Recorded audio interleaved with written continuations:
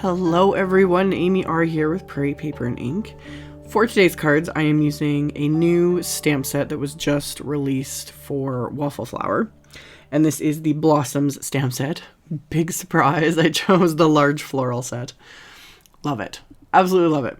So this great big large floral stamp I am lining up on my card. I've used my MISTI Creative Corners, that's that little L-shaped ruler, so that I can place my card base slightly over, because the stamp is literally just over the size of an A2 card. So I've got my white card base in my MISTI. I've inked up my stamp with VersaFine Clair Nocturne ink. I'm going to remove the little creative corner so it doesn't get in the way. And then I'm going to stamp this onto the front of my card.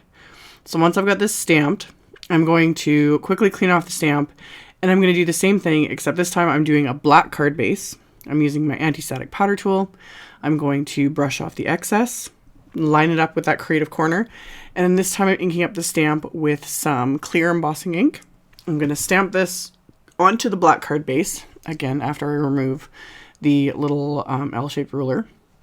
Stamp that onto the card base, and then I'm going to coat this with some detail gold embossing powder, because if anyone has watched my videos for any amount of time, I do have a thing for black, gold, and white together. It works with just about everything. And looking at this set, I was like, oh, it'd be so beautiful to color. But then, of course, my mind started going, and I was like, ooh, black and gold and white.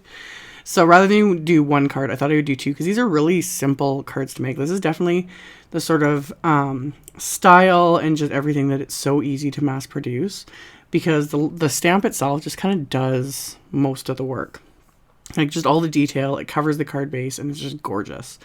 So after I coated it with that gold embossing powder, I'm going to melt this with my heat tool. And I've left the stamp in my MISTI because I want to stamp this on the insides of the cards too, and everything's already lined up. So now I'm just relining up the card base with that creative corner, but this time I have the card open, so I'm going to stamp this on the inside. And I'm going to stamp it with my absolute favorite gold metallic ink. This is the Delicata Golden Glitz. Now, being a pigment ink, like I always say when I mention this ink, this is the type of ink you definitely want to get the refill with the ink pad if you don't already have it already. It uses up more often, and it is an ink pad that you do need to re-ink more frequently. So I can already tell with mine, it's like it's definitely time to re-ink it again. But for stamping on the inside of the cards, it was fine. So I did the same thing with the black card base, and like I do anytime I stamp, like, you know, the entire inside of the card, I will literally just write over this to my recipient. Now with this one, I would probably use either a gold gel pen or a white gel pen. And I will make a note as I'm saying this to link to the gold gel pen I like to use, because I have a couple favorites, but my the Uniball one I love is perfect. So I will write right over whatever I stamp on the insides of my cards. I don't have a problem with that. So stamp those, and then just set them aside to dry. And then for the sentiment, I'm using this large Love You wafer die that's also part of the new release from Waffle Flower. I absolutely love this. There's a coordinating stamp set as well, and I'll have links on my blog to the new release so you guys can check it out. But I've just got the wafer die. But I thought how fun it would be to stack it. So I'm using gold glitter cardstock for the one, and then basically white glitter cardstock for the other. I had die cut some white cardstock and some black cardstock and stacked those, so I have 3 layers. 2 layers of cardstock and then the glitter paper, just to give it that dimension. So I adhered those together, set them aside for a second.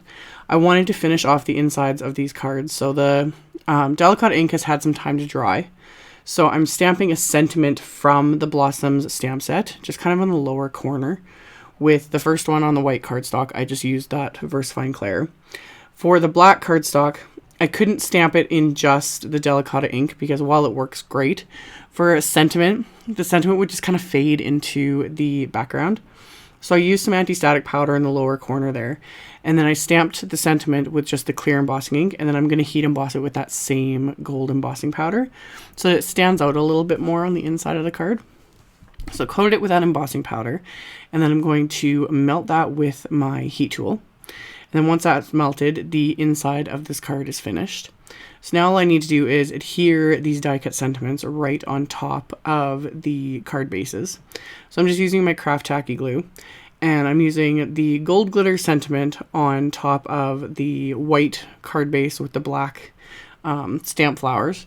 And then I'm going to use the white glitter sentiment on the black just so it really pops. And I just love. So that gold glitter cardstock, I don't think it's available anymore, but I'll link to the Simon gold glitter cardstock that I use all the time. They're basically the same thing. So after I adhered my sentiments, got to add a little bit of bling.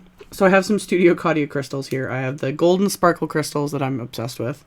The April crystals, which are just some white and like a clear mix. And I'm just using the white iridescent ones from there. And then just gold crystals. Sprinkled these throughout the cards and then adhered them into place with my jewel picker and the craft tacky adhesive. And then once all these are adhered, these cards are complete. So like I mentioned, I will have a link below the video to my blog post. I'll have a supply list with links to all the supplies used. This is also part of a blog hop. So I will have links to all the other stops on the hop on my blog. That'll be the very first post linked directly below the video, so you can check it out if you're interested.